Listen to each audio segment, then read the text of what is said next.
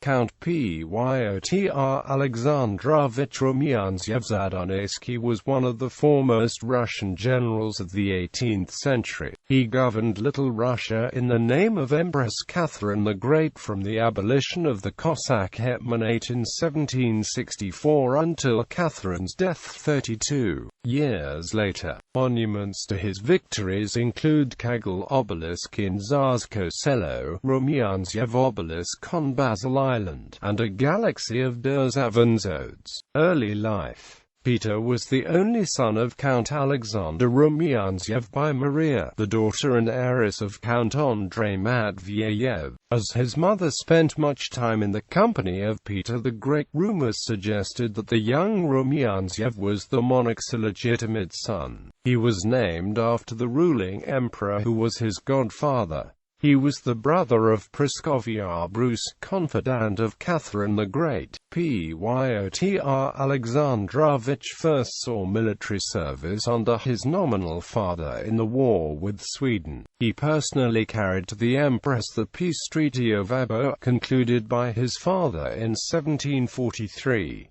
Thereupon he gained promotion to the rank of colonel. His first military glory dates from the great battles of the 7 Years' War, those of Gross-Jägersdorf and Kunersdorf. In 1761 he besieged and took the Pomeranian fortress of Kolberg, thus clearing for Russian armies the path to Berlin.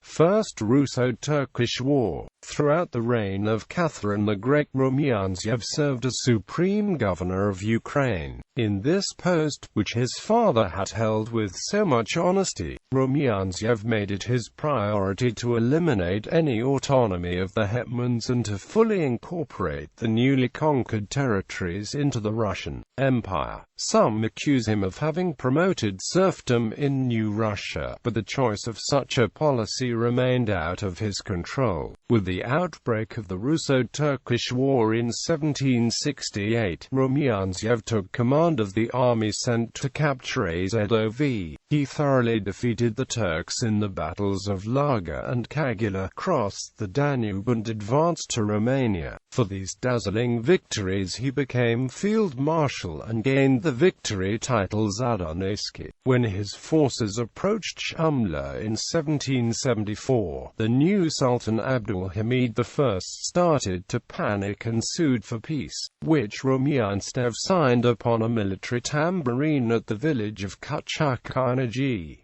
Second Russo-Turkish War. By that point, Rumyantsev had undoubtedly become the most famous Russian commander. Other Catherinian generals, notably Potemkin, allegedly regarded his fame with such jealousy that they wouldn't permit him to take the command again. In times of peace, Rumyantsev expressed his innovative views on the martial art in the Instructions, Customs of Military Service, and the Thoughts. These works provided a theoretical base for the reorganization of the Russian army undertaken by Potemkin. During the Second Russo-Turkish War, Rumyantsev suspected Potemkin of deliberately curtailing supplies of his army and presently resigned his command. In the Polish campaign of 1794 he once again won appointment as commander-in-chief, but his rival Suvorov actually led the armies into battle. On this occasion Rumyantsev didn't bother even to leave his Ukrainian manor at Tash, in which he had rebuilt into a fortress.